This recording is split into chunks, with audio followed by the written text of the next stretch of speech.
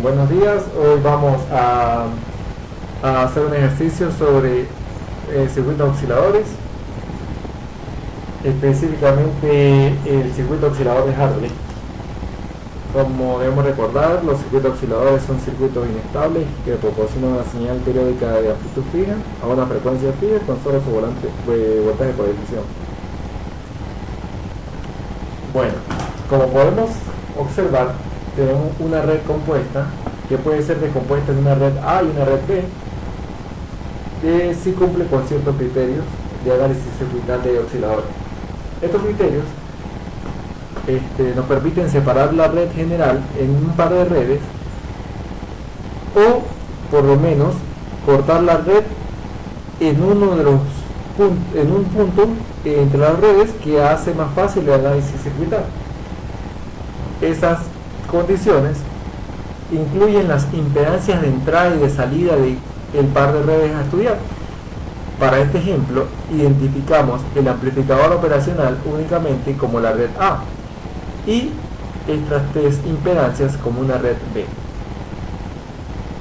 Para que se pueda cortar en puntos como este y este, se debe cumplir que las impedancias de entrada de ambas redes, de A y de B, tienen que ser mucho mayor a las impedancias de salida de cada una de las redes.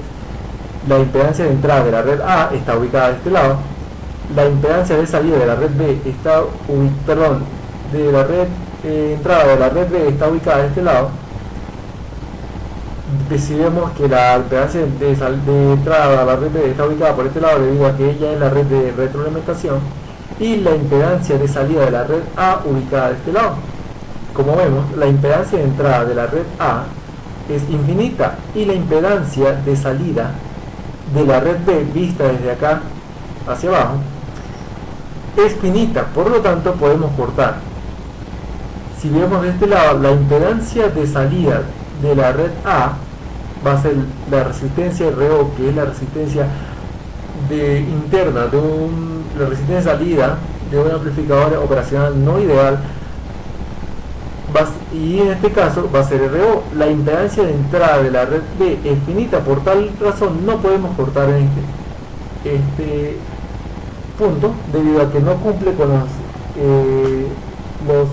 criterios del análisis circuital de osciladores. Ahora, redibujando el circuito ya cortado en esta zona, nos queda de la siguiente manera.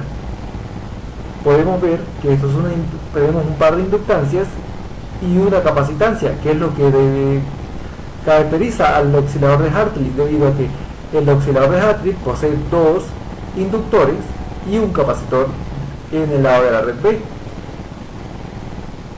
Por el contrario, el oscilador B, Colpitts, posee dos capacitores en el lugar donde están estas inductancias, van dos capacitores, y en el lado de la capacitancia va un inductor, pero eso es solo para el oscilador de Colpitts. Ahora, viendo las tres reactancias como impedancias, para evitar tanta álgebra, lo vamos a ver como impedancia para facilitar el cálculo a partir de impedancia. Ahora, si vemos la impedancia paralela, que vendría siendo la impedancia de acá en paralelo con esta impedancia, vendría siendo el producto de sobre la suma de toda esta impedancia. Como vemos, la impedancia paralela va a ser el producto de Z2 por la suma de estas dos impedancias entre la división. Ahora, si queremos hallar el voltaje V sub X, que nos servirá como referencia para hallar la ganancia total del sistema, este vendría dado por un divisor de voltaje. Como vemos acá, va a ser el voltaje de la fuente a la salida del amplificador, multiplicado por la impedancia en paralelo entre la suma de la resistencia RO, que es una impedancia también, con la impedancia en paralelo, resultando de esta manera.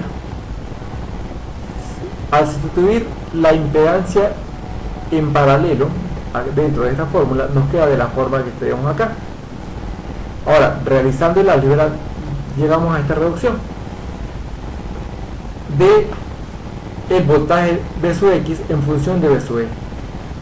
Ahora, si queremos el voltaje V sub X en función de V sub 0 o V sub 0 en función de V sub X para relacionarlas y hallar la ganancia V sub 0 sobre V sub E, debemos hallar la relación V sub 0 sobre V sub X. Ahora vemos que la corriente que circula por este lado, I, denotada, va a ser igual al voltaje V sub 0 entre la impedancia Z sub 1. Y va a ser también igual al voltaje V sub X entre la suma de Z sub 1 más Z sub 3, igualando y despejando, nos queda la función V sub 0 sobre V sub X como Z1 sobre Z1 más Z3. Igualando las dos expresiones, para hallar la ganancia V sub 0 sobre V sub E, nos queda de la siguiente manera, viendo como las impedancias acá vistas se anulan. Las impedancias Z son reactancias puras, es decir, son inductancias o capacitancias puras. Ahora, la ganancia total del sistema se da de esta forma. Sabemos que para que se cumpla el criterio de Barkhausen, para un circuito oscilador, la magnitud de la ganancia A por B debe ser igual a 1 y su fase debe ser igual a 0. Como sabemos, la fase de un circuito de un sistema viene dada por tangente a la menos 1 de la parte imaginaria del sistema sobre la parte real. Ahora, organizado el circuito, la ganancia total, vemos que toda esta parte es real y la parte imaginaria vendría siendo esta zona de acá, esta parte, donde R sub 0, como ya vimos, es distinto de 0, lo que indica que el amplificador operacional no era ideal.